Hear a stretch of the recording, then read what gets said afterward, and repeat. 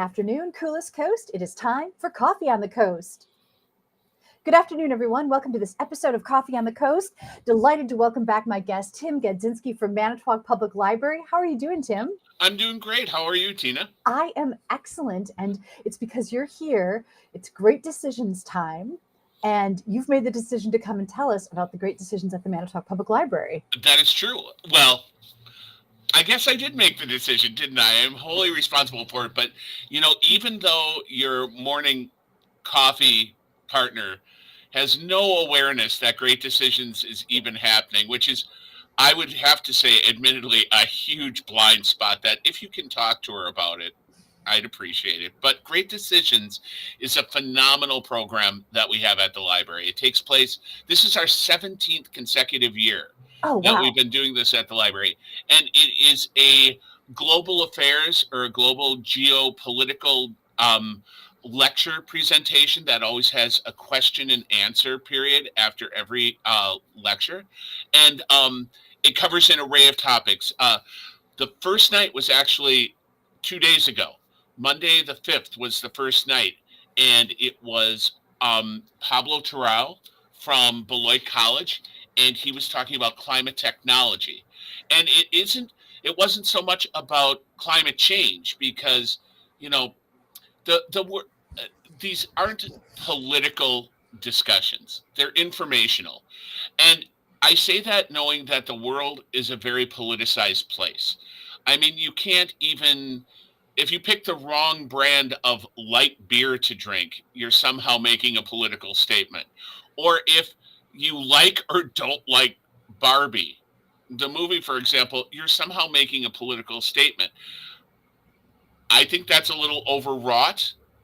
And these discussions and lectures are about information because if you understand more of what's going on in global situations that and how they affect you at home, you have more power to comprehend what's happening instead of just living in a state of panic and fear and giving into biases. Knowledge is power. And if you possess knowledge, you're going to better be able to grasp what is coming at you from every angle on a daily basis. And it was great hearing about the climate technology because it wasn't about climate change. It was about, are the major countries in the globe, um, from China to the US to India to Africa, are they going to play nice with each other as cleaner, greener technologies evolve? Or are they going to give in to nationalism and hoard it for themselves? And it's a really interesting topic because human nature, you want to hold it to yourself, you want to hoard it. Scarcity mentality takes over. But the real solution is for people to think of the globe totally. And it was just such a great conversation and then great questions after.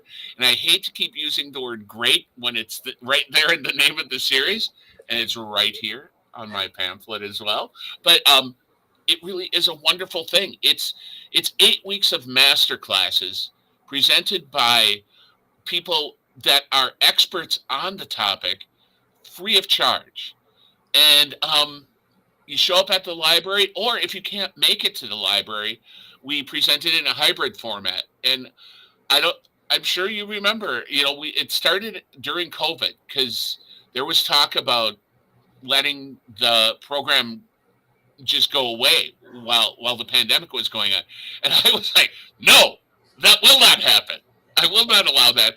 And so I came running to you and Jason for a tutorial on how to quickly use, the platform you were using at the time, StreamYard, so that I could present this and keep it going. And now we present it in a hybrid format. So if you can make it to the room, that's great. And that's a totally different experience than you're going to get watching it online. But you can watch it live streamed online from the comfort of your home while having mac and cheese in your pajamas and still participate. You can put in comments and questions into the box and I will get that to the speaker during the Q&A period afterwards. So I love that I was asked to be a part of this when I first came onto the library. I, much like Kristen, who it's hard for me to say her name even sometimes. She doesn't know about the program, but I didn't know about it either. I lived here for a solid 6, 7 years and didn't know about it until I started working at the library. And I'm like, I can't let that stand. I just can't. It's such a great thing. Hey, Tim, I have to ask you, did something just change with your microphone? The audio quality changed as far. I Oh, there we go. That's better. Is it okay now? That's great. Okay. Yes. I don't know what it was. Maybe I just got too carried away. Maybe it was like, slow down, cowboy. Your microphone was like, if he says great one more time. We've reached the limit. Start panning him, just pan out, bring him down. So this is awesome. So let's tell people, when does Great Decisions happen? You started this past Monday. Correct. And it happens every Monday in February and March. And it runs from 6 to approximately 7:45 each night. And we discuss an array of topics, whether, right now you have the Middle East Alignment Part 1, which is Elise Cohen, who is a great educator, who is coming on next Monday evening. And just so you know, that one and a later one in the series, they are virtual only. That's also a good thing. If a speaker can't make it to Manitowoc Public Library and they still want to present, we can do it all virtually. So the next week is going to be all virtual. And then one later, or the second to last week, is also all virtual, which is about understanding Indonesia is the other one that is completely virtual. But every week, well, I shouldn't say that. Every week is typically a different topic. However, Middle East alignment with a focus on Israel and Palestine, again, not politicizing it, just presenting what is factually happening. We're devoting 2 nights to that, 2 different speakers talking about it from absolutely different points of view. Elise, one of her specialties is refugees, the global scale of refugees, and that is what she's going to be addressing. But not just the Palestinian side either. There are people that are being displaced across the board because of what is going on. But it's also understanding how all the other Middle Eastern countries are tending to the situation that's going on right now. So these are all current things. I mean, that's what I love. Science and AI is another topic that's coming up after the discussion of Middle East. And I mean, it's stuff that's ripped from the headlines, and they're very current issues, like all the fakes that are going on about Taylor Swift or Joe Biden doing robocalls that aren't Joe Biden. I mean, AI is something that I'm sure people are going to have a lot of questions about. Then NATO's future follows that. And, that's just not, someone asked, is that just going to be about who gets elected president? I'm like, NATO's future doesn't just rely on who the American president is. If, let's say, for example, we were to withdraw from NATO, that doesn't mean NATO just goes away. Like, it's about what's happening. And everything is so much more complicated than everyone, I'm sure, wants it to be. Everyone is looking for the single solution answer. And they're really, unless you're just ordering a sandwich and you want cheese or you don't want cheese, there's your single solution. But everything else is so much more complicated. And that's what I love about these lectures. They're so knowledgeable, the people that present them, and they give you as many sides of the story and the event and the situation as they can possibly cram into an hour and 15 minutes before we turn it over to question and answer. Yeah, how amazing. So these are global topics, currently relevant, presented by content experts. And like you said, about the knowledge, about the facts, about making ourselves smarter, giving ourselves a different perspective than we might have access to. Mm-hmm. And what's cool is this is not just happening in Manitowoc. This is happening at other organizations and libraries across the nation at the same time, right? Yeah, I mean, it's essentially at the same time. Some people fudge a little bit and start, a little later, or some groups just do it completely not in sync with the February March timeline. But there are groups around the world, around the country. It was started by the Foreign Policy Association, which was an offshoot of a group that supported the League of Nations. But their whole thrust was that the more you know about something, the better you can deal with it. Mm. And you should know what is happening, even if you don't think it's affecting you and your hometown. It is, because we're all interconnected. And it was about, like I said before, knowledge is power, and increasing a person's personal power as they approach situations, and as situations approach them. How do people participate? Well, they show up.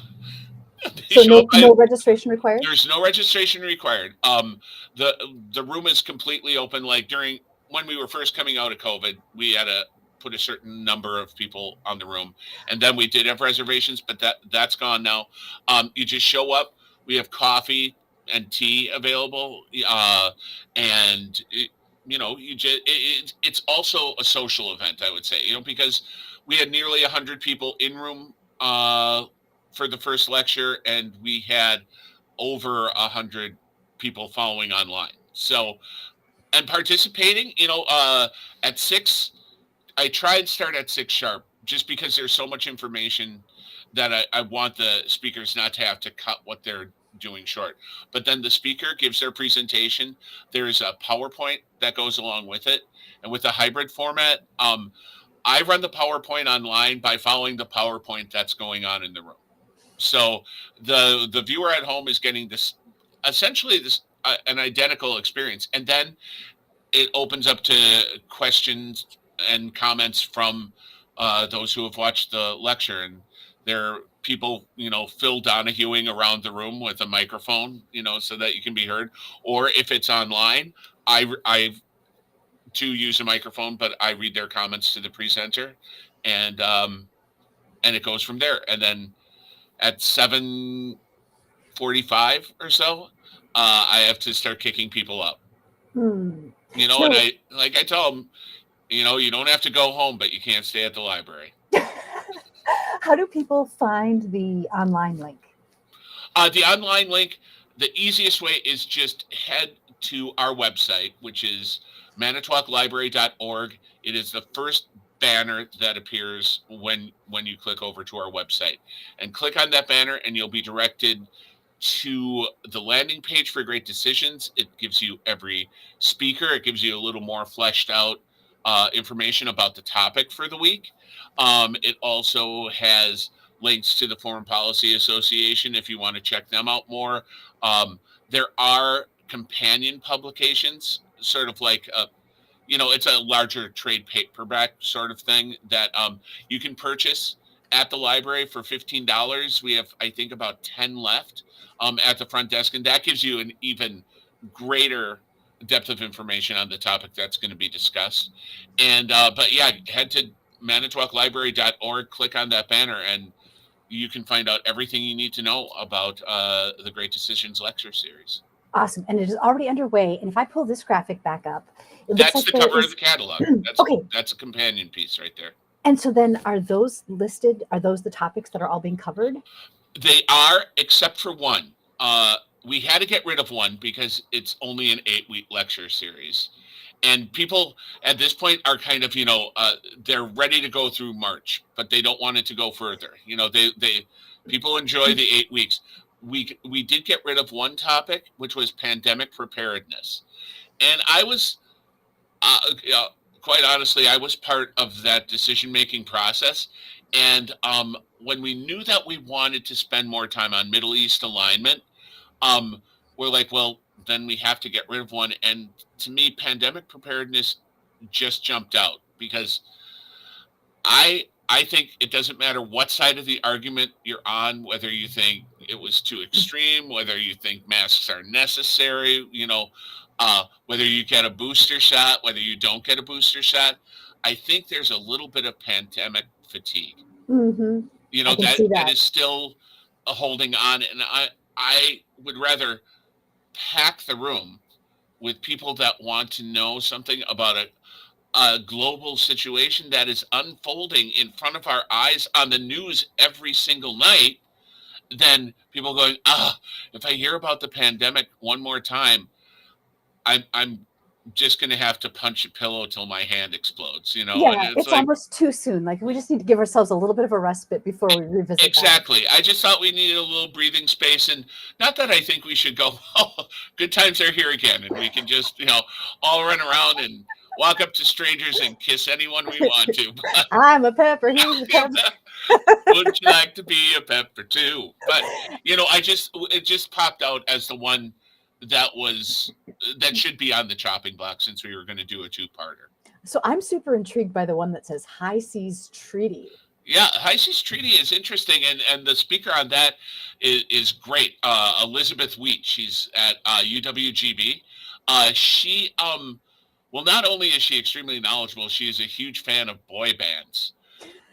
I love the things that I get to learn about the people when we were in the pandemic times, like when we would talk about, um, you know, we I'd meet them early online, and then we'd usually wind up talking about a half hour, not about even the lecture afterwards. And but Elizabeth Wheat is great. Not only a lover of boy band, she has a great knowledge about the ecological ramifications of what is going on in especially oceanic bodies of water, period. But the thing about High Seas Treaty is that is a new thing that is going into effect very soon, because there's so much uncontrolled water that there's national waters, but that only extends for a couple miles offshore. There's a lot of the water in the world which isn't controlled by any country, so people can kind of run roughshod over it, whether it's mining, exploration, whether it's good or bad. There are very limited controls. Well, now they're going to start putting controls on these international waters, and that's essentially what that lecture is all about. I was waiting for you to say pirates. Well, there's always pirates involved. I mean, there are still pirates. Elizabeth was talking about potentially showing up as Captain Jack Sparrow. Oh, how cool. And I, of course, encouraged it. I'm not going to say no to that. But look for an article on Sea Hafer News in about 4 weeks. She's going to be writing a guest article for me on her topic. Oh, how interesting. So the picture that's on the cover, that big like shipping, it's got shipping containers and things. What topic is that for? I would say that is for the China-U.S. Trade rivalry. Oh. Because I mean that everyone who does international trade on a huge scale, it is all shipping containers anymore, or oil. I mean, it's either liquid gold or just things packed into shipping containers that are then sent back and forth and unloaded and loaded. And that's a great example of things that directly impact us that we might not know about or ever think about, right? Like we don't think about ships that look like that carrying the goods that we depend on. But so many of the things, like if we look around, right, have come from somewhere. They had to get here somewhere, and most likely it was on a big ship. Oh, definitely. I mean, that's the primary vehicle, if you will, that is used for trade. And you don't really realize even how big they are. You hear about these, huge shipping vessels that just transport shipping containers. But if you're like, I was in Savannah, and Savannah, Georgia is a major port for things coming into the country. I would say the biggest ports are Los Angeles, New York, Savannah, and Oakland are probably the biggest. And Okay. When you see these ships coming in, it's unimaginable when you see them for the first time how much stuff is on there. So when we had the supply line problems during COVID, all these shipping containers were still coming in, and they were just sitting there. So these things do impact us on a daily basis. And it's things you don't think about. Now, you can't think about everything. That's why it's good that these lectures are here, because you can find out more about it, and you can just have more access to knowledge that is helpful, as opposed to knowledge to biases that really don't do anything either than make you feel comfortable about what you believe, whatever that may be. Yeah. The more you know, the more you know. Exactly. Exactly. All right, so let's remind people. So the Great Decisions is already underway. Of course, you're going to want to participate in as many as you can. All of the topics are Yes. fascinating, but there's no obligation to. You are perfectly welcome to pop in and pop out as the topics appeal to you. But this is Yep. happening on Mondays from 6 to 8 p.m. in person at the Manitowoc Library for most of them. All of them are available virtually or online. You can participate live or watch them after the fact. Hmm. For more information, you can go to manitowoclibrary.org. The next one is February 12th, and it's Middle East Alignment Part 1. This is online only. Correct. Anything else you want people to know? No, but really, if if you hear about a topic, or you're at the library and you see one of these pamphlets and you're like, oh, I can't believe I missed it. Honestly, seconds after the live stream ends, it is archived on our video page. So if a topic does interest you, just head to the video page on either Facebook or YouTube. It's archived on both instantly. And what's fascinating about that to me is throughout the year, even it isn't just February, March, I get requests for the PowerPoint presentations from around the country and around the world, uh, from people who have stumbled across our presentations online, and they want to use the PowerPoints for their own discussion groups. So That's it's awesome. really interesting. Well, that a library in a little town in Wisconsin is starting, to have a global reach, and it also brings home the fact how interconnected we are, and why having knowledge about what's going on in the world is vitally important. Because when you actually know facts and you actually know what the situations are, you don't see things as faceless propaganda. You Right. know, And then you're better informed and you can make better decisions. exactly. Yeah. Yeah, And I think, I've heard you describe this in the past as, these are PhDs, these are content experts, yeah, right? It's like to have access to this level of information presented by somebody like with a PhD, you'd have to be going to college, right? This is exactly. completely free access, completely free to interface and get this information download. And what's great is the speakers that we have are presenting incredibly complex topics and situations in a way that absolutely everyone can understand. It's not dry. They are academians, but they are not wed to academics to get their point across. They are great communicators, and that's what I love about the people that we have on board.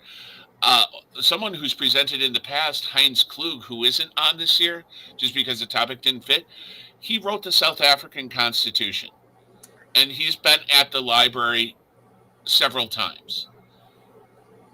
It's just, it's amazing what you can have access to if you just kind of take a peek. Yeah. And these people are more than happy to share their knowledge, and they always say how much. And I don't think they're just blowing sunshine.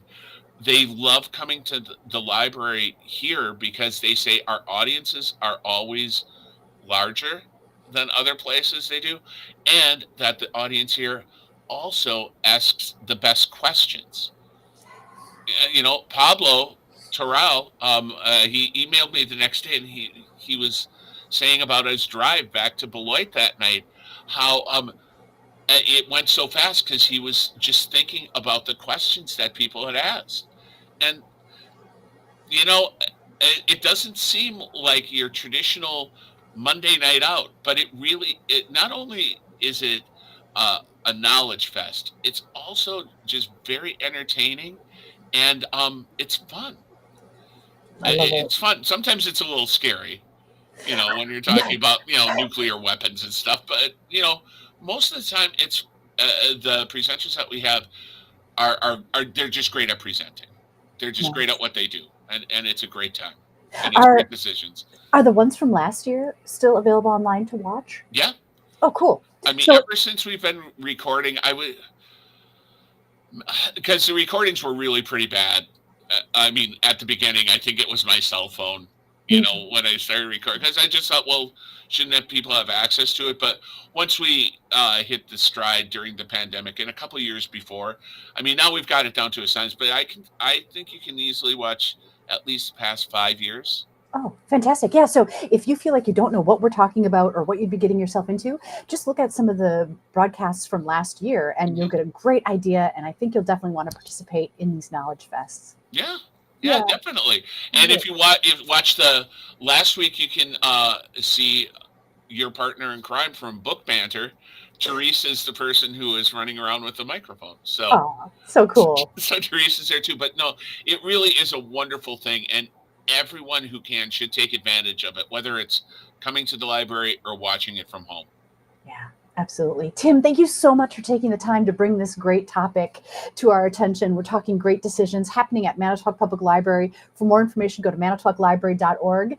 Anything else, Tim, before we sign off?